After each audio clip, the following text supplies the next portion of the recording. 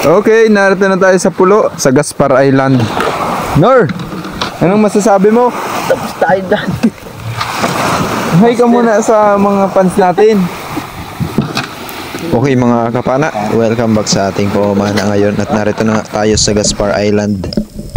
Kasama natin yung ating mga pinsan at si Jebs TV. Okay. Ayan, shoutout kay Ryan na malupit.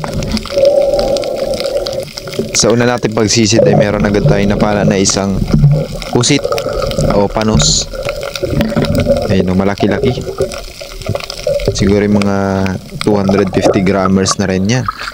Ayan o, sarap niyan. Maraming naghahanap sa atin ng ganyan. Shoutout pala kay Kane Madarang sa palaging panonood. Thank you. Ito yung ating buhay naman, napakasarap. At ito meron ditong turutot. Yung tinamaan. Nahuli ko talaga yung mga ganito kahit na hindi pa sila gaanong kalakihan, pero pwede naman na. Masarap kasi yung ganyang isda. Napakadalang ng tinik niyan. At meron na tayo ditong napanang isang manitis, pero may nakita pa rin tayo dalawang isda. Pero pinili natin din yung isang manitis kasi mas masarap ito kaysa dun sa katabi niyang isda. Ayos, medyo matagal-tagal tayong hindi nakapag-upload kasi sobrang busy natin palagi. Shoutout sa lahat ng nanonood ngayon. Welcome back po ulit sa aming YouTube channel. Nakapana tayo dito ng isang lapu-lapu. Ayan, o grouper. Maraming klase ng grouper. At ito isang kanuping na nakahiga. Ayan, ganyan matulog yung kanuping na yan. Nakasuksok lamang dun sa bato. Napakagandang isda nito mga kapana. Shoutout din pala kay Kagawa Jervis Salazar ng Bakong-Bakong na palaging nanonood din sa ating mga video. Salamat sa panonood. At ito meron ding manitis na nagpapana. Meron tayong napana din dyan na isang kalimagon. Yang stripe na yan, kalimagon yung tawag sa amin yan. Sa inyo mga kapana, anong tawag dyan sa isdang yan?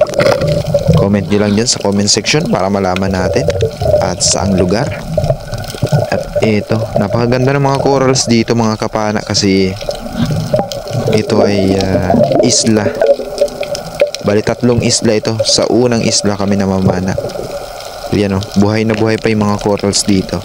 Hindi katulad dun sa ibang lugar na pinamamanaan namin talaga. Overexploited na. Ito, manitis. Yung tinamaan. Karamihan sa mga manitis dito, ganitong klase. Malalapad ang katawan. Mahal din ang kilo niyan dito sa amin. Mga 180 pesos ang kilo. Siyempre kapag ganitong namamana ay sawa na tayong umulam ng isda. Kaya binibenta natin. Kaya eto, isa na namang manitis. Meron pang starfish ay. Ayan. Yun, marami din pala ditong mga sea urchin o kaya ay yung tarom o tuyong kung tawagin nila. Habang namamana nga tayo dito ay syempre nakakaaliw yung mga corals dito. Napakagaganda talaga. Para din akong namamasyal syempre kapag walang napapanang isda. Ay nakakaaliw din pagmasdan yung mga corals na magaganda. Ayan, isang manitis yung ating nahuli at ang pagsisid natin dito ay meron tayo na kitang isang panaing isda na naman. Ano kaya ito? Ayan, manitis pa rin. Yun. Talagang mga ganito yung mga isdang nahuhuli natin dito. Masasarap. Anong luto kaya yung masarap dito sa isdang ito? Marami rin may paborito ng isdang ito kasi nga masarap yung ganyang klase. Manitis. Ayos mga kapana, talagang marami-rami na yung nahuli natin kahit na medyo malakas yung agos ngayon. Kitang-kita dun sa tubig ayun. Ayun o. Isang kanuping yung nagpapana dito. Meron pa kasi itong katabing isa pang kanuping na nakita natin. Kaya dali-dali tayo dito nag-reload para mapana kaagad natin. Nandito lang yun. Ayun o, katabi niya lang. Ayos talaga, kanuping din yan. Ayan, ayos yung isang sisid natin. Nakapana tayo ng kanuping. Siguro ito yung mga nasa 5 meters ang lalim. Ayos.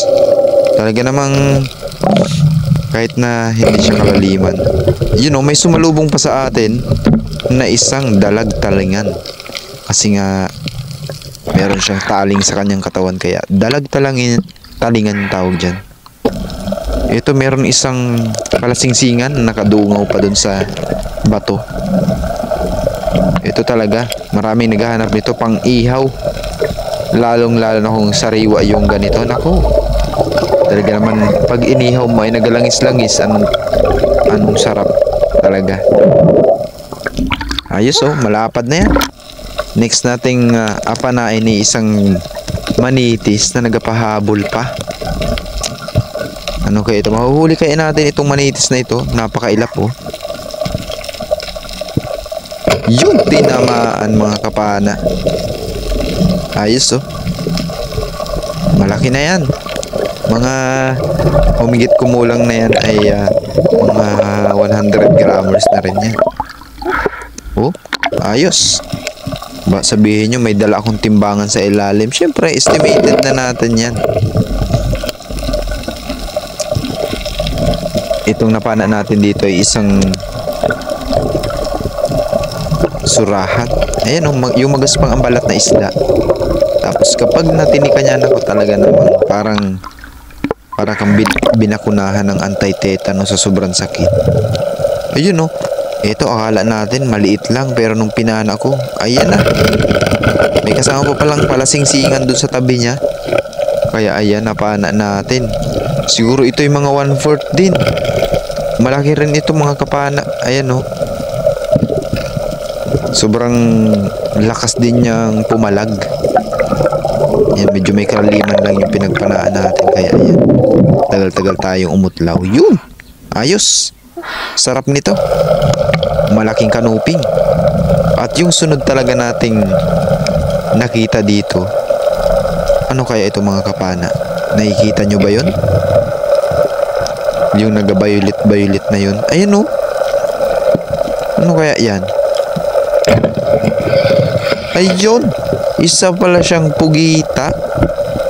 Nakadungaw pala dun sa butas. Halos katabi lang ito nung pinagpanaan natin ng kanuping na malaki. Ayan, grabe, mga kapana. Ito siguro ito yung mga 3/4. Mga 3/4 yung bigat nito. Ayan, sinampa na natin sa bangka, pero ayan, ayaw niyang magpasampa sa bangka. Dinikitan pa yung bangka namin. Niyapos pa niya yung bangka namin. Ayan, hirap na hirap si Kuya Ryan magtanggal niyan. Kaya ayan, dumikit pa dun sa kasko ng bangka sa ilalim. Pinabitawan ko na lang yung pana ko para ako na lang magtanggal dito sa ilalim. Ayan, ayaw talaga niya magpatanggal. Kaya medyo natagalan kami mag-alis nito. Buti na lang. At syempre, tinusok-tusok natin.